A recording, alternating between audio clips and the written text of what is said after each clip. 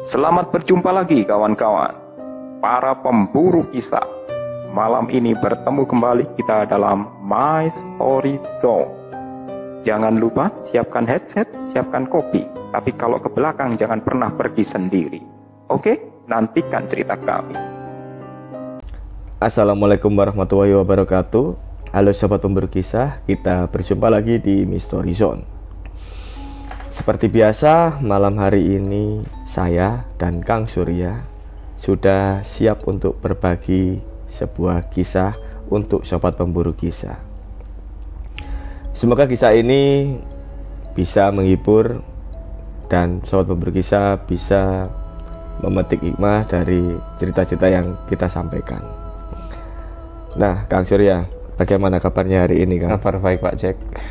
Hari ini sebenarnya ada satu kisah ya, yang mungkin sudah saya dapatkan, dan Kang Surya juga mempunyai satu sumber kisah yang mungkin hampir sama. Betul.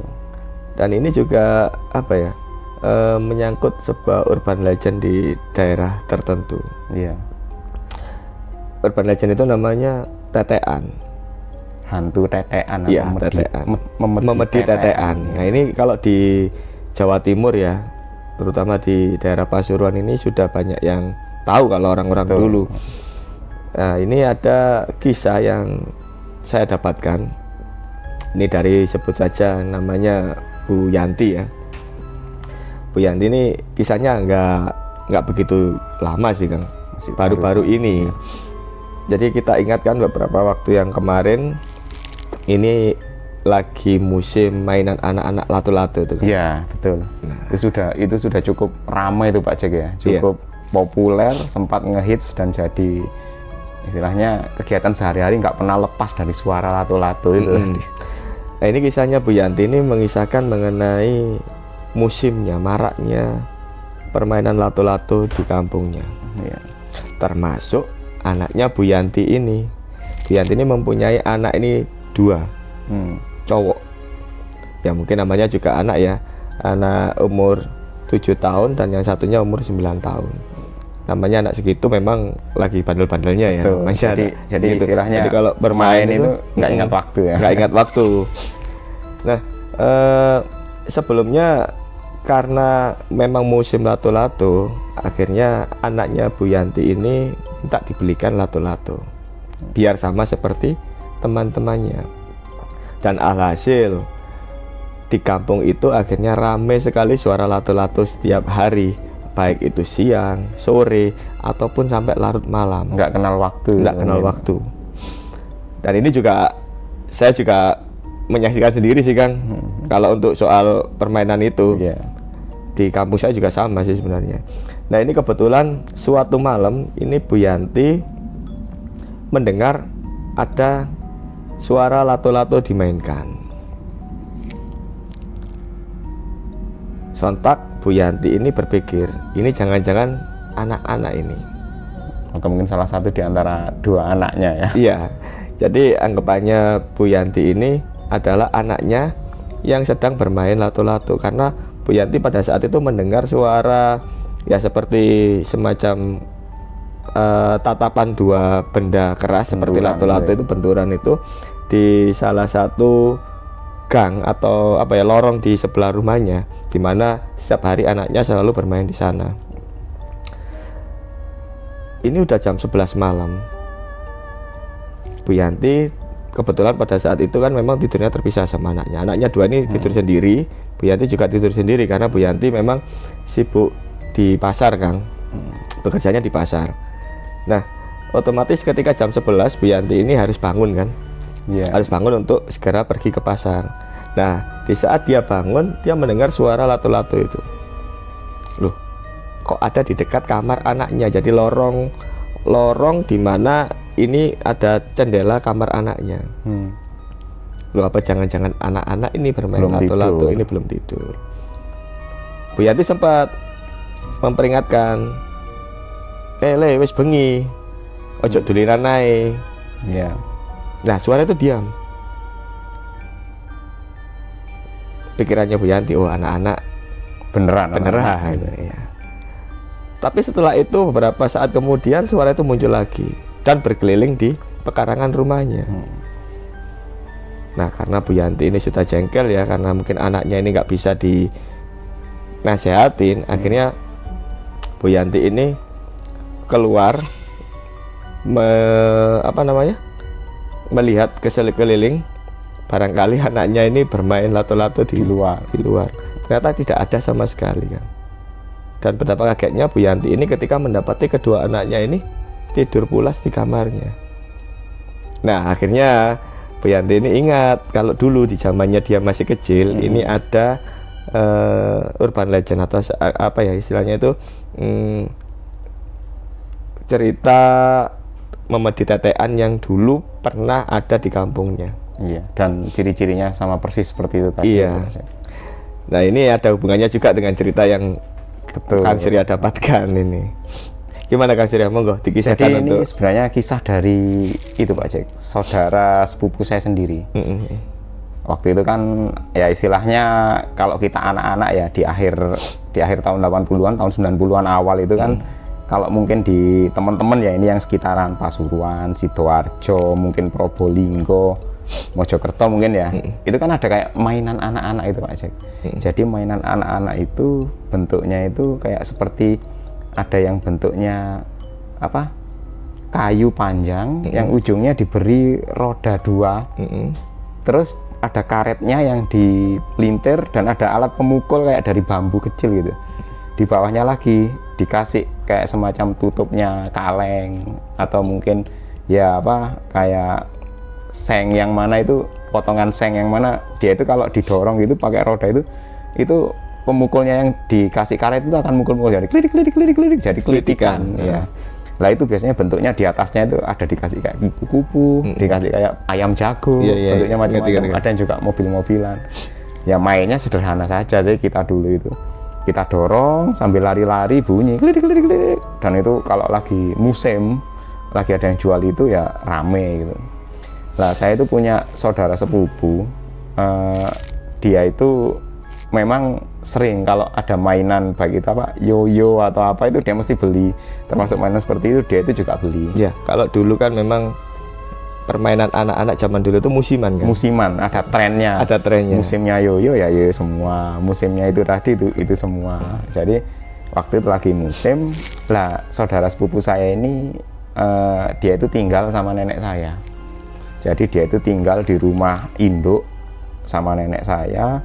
Rumahnya ya rumah nenek itu memang istilahnya rumah-rumah era-era bangunan tahun 60-an Pak Jack. Jadi temboknya tebel, walaupun tidak bergaya Belanda, enggak Belanda banget, cuman model-model temboknya seperti tembok Belanda, atapnya atap rumah biasa. Dan itu memang kalau ukuran ruangannya dengan plafon itu tinggi. Jadi kalau kita mainan di dalam rumah itu kledik itu bunyinya itu kayak menggema gitu. Lah sepupu saya itu memang tinggal sama nenek, terus paman-paman saya juga tinggal sama nenek saya. Waktu itu memang lagi musim, jadi saya main ke sana. Main itu karena mungkin tertarik ya, saya pinjem mainan itu, saya bilang ke sepupu saya, tak pinjam, besok tak kembalikan, habis sekolah aku ambil di rumah, tak kembalikan lagi buat besok tok mainan pulang sekolah sama teman-teman di rumah gitu. Ya enggak apa-apa, jadi dikasih pinjem sama sepupu saya ke saya. Otomatis benda itu kan saya bawa, nggak ada lagi di rumah nenek kan. Nah pada malam itu nggak tahu ya, nenek mungkin kan nggak tahu kalau benda itu tak bawa pinjem. Jadi saya pinjam benda itu, saya bawa pulang, otomatis sepupu saya ya nggak punya mainan itu toh pastinya. Lah pas malam itu katanya nenek saya itu kayak ada dengar suara gitu, klerek. Dan itu Pak Jack berkeliling itu Pak Jack, dari kiri rumah, kanan rumah, depan. Jadi sama seperti yang diceritakan Pak Jack tadi, rumah nenek saya itu kan kiri kanan itu masih ada sela dengan rumah tetangga. Jadi ada selebar 1 meter lebih itu biasanya buat orang-orang kalau mau ada tamu gitu ya, di depan ada tamu terus kita mau masuk itu lewat samping, biar nggak ketemu sama tamu yang ada di ruang depan di pintu utama gitu. Jadi ya nenek saya itu bingung, ini kok cucu ini kok main aja sih sampai jam segini. Tapi nenek saya masih ingat bunyinya itu nggak sama seperti yang mainan. Kalau yang mainan kan bunyi dik dik dik dik dik dik dik gitu, klitik gitu. Kalau yang ini kayak klek klek klek klek klek klek klek klek gitu. Jadi kayak apa ya? Kayak ya mungkin suara lato-lato tapi nggak nyaring gitu. Iya, nggak nyaring. Klerek gitu. Dan anehnya nenek saya itu waktu itu dia itu nggak inget, nggak sadar. Jadi dia itu taunya, waduh di sebelah kanan rumah ini anak-anak kok lari-lari, habis sebelah kanan baru dengar sebelah kanan, sekarang di depan, tahu-tahu di belakang di dapur sana, klerek. Jadi itu kayak berkeliling Pak Jack, muterin rumah itu. Nenek saya kan juga terganggu loh malam-malam. Dia itu akhirnya bangun, ya dalam posisi apa belum bangkit dari tempat tidur. Dia itu sempat bilang, "Le, sudah malam, ayo jangan mainan, ditaruh mainannya." Gitu. Ya sama seperti yang dialami apa ceritanya Pak Jack tadi. Begitu ditegur, otomatis diam. Tapi hanya sesaat. Tapi setelah itu bunyi lagi Pak Jack. Klerek. Lah istilahnya kaget nenek ini. Ini anak-anak ini sudah malam, sudah hampir jam 12 masih aja mainan. Jadi nenek saya kan istilahnya waktu itu pandangan matanya sudah mulai berkurang ya, tapi pendengarannya dia masih cukup tajam. Sambil tertatih-tatih, beliau itu keluar dari kamar, terus ngecek, klerek, suaranya di depan, di jalan raya depan itu. Jadi ada kayak jalan kampung itu, mobil papasan itu masih bisa walaupun perlahan. Nenek saya keluar, dibuka kelambung ini, tuh nggak kelihatan apa-apa Pak Sek. Tahu-tahu suaranya di samping rumah, klerek gitu. Nenek saya sampai kesel, ini anak-anak ini. Akhirnya dia mungkin jengkel ya, dimarahin. Ayo sudah malam masih mainan saja. Nah pas gitu itu bibi sama Pak Lik saya itu kebangun. Ada apa Mbah? Gitu. Ini loh anakmu loh mainan malam-malam gini masih mainan kelitikan aja gitu. Kaget loh, si Tole tidur ini Mbah. Nenek saya langsung bingung, loh iya dah, dia jalan, dilihat itu ternyata sepupu saya itu tidur. Lah siapa yang pakai mainan anakmu? Mainan apa Mbak? Lah itu loh yang mainan kelitikan yang didorong.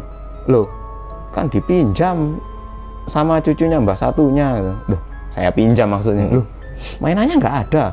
Ya nggak ada Mbak, sudah mulai tadi pagi. Loh yang bunyi ini tadi apa? Bingung ya. Habis itu apa Pak Manal ibu? Waduh Mbah kayaknya medi tetean katanya gitu. Iya paling sudah ayo tidur. Begitu Mbah saya tahu bahwa itu bukan sesuatu yang normal, langsung dia udah bilang, sudah tidur semua tidur. Artinya suruh tidur. Dan malam itu Pak Jack katanya ya suara itu nggak kedengaran lagi. Tapi beberapa hari kemudian sempat ada sekali itu bunyi di dapur. Bunyinya sama katanya. Kayak orang ya mukulin apa kayak kayu dengan kayu itu. Klek. Cepet tapi kan. Habis itu nenek saya keluar kayak ditegur gitu. Sudah malam, tolong jangan ganggu ya. Nanti nggak bisa tidur semua, cucu saya ini kasihan besok sekolah gitu. Udah suara itu nggak ada lagi. Ya masuk, nenek saya masuk rumah lagi. Jadi ya istilahnya ya mungkin nenek saya udah merasa ya memang biasanya memang gitu ya, sudah kita bilang aja kalau terganggu. Istilahnya ya dia ya tolong jangan ganggu, sudah malam. Jadi kayak gitu aja nenek saya. Dan saya begitu besoknya ngembalikan benda itu, dapat cerita seperti itu, waduh udah saya nggak berani lagi beli Pak Jack. Niatnya mau beli satu tak taruh di rumah gitu. Begitu dengar cerita takut kalau mainan saya jalan sendiri. Iya itu apa ya Kang ya, ada juga cerita dari kakek saya dulu itu pernah. Ini waktu beliaunya itu sedang duduk sendiri di depan rumah, teras rumah. Ini juga mendengar hal yang sama, tapi tidak nampak apapun, jadi hanya suara saja. Iya. Dan waktu itu sempat dipukul sama sarung kalau nggak salah. Hanya dengar suara, begitu dia mendekat, terus sempat dipukul sama sarung, terus itu nggak ada lagi. Tapi masih belum tahu wujudnya seperti apa, ini masih belum. Karena tahu. Memang rata-rata cerita apa hantu suara ini memang nggak ada wujudnya ya Pak Jack ya, nggak berwujud. Atau barangkali nanti kita tanya Pak Lek Demo aja Kang. Boleh. Barangkali Pak Lek Demo nanti punya kisah mengenai memedi tetean ini. Iya. Mungkin lebih bisa apa ya, menambah informasi wawasan, kita informasi. ya. Iya. Dan mungkin sobat pemburu kisah kalau misalnya pernah mendengar memedi tetean ini atau jenis hantu yang satu ini, monggo berbagi dengan kami di kolom komentar, atau mungkin di daerahnya dengan nama yang berbeda. Mungkin biar kita saling sharing, kita bisa saling apa ya, menambah wawasan lah ya. Dan terima kasih juga Kang Surya sudah berbagi kisah dengan sobat pemburu kisah. Dan untuk sobat pemburu kisah, tetap jangan lupa untuk dukung kami dengan like, subscribe, share video ini, dan ikuti terus kisah-kisah kami selanjutnya. Assalamualaikum warahmatullahi wabarakatuh. Bye bye.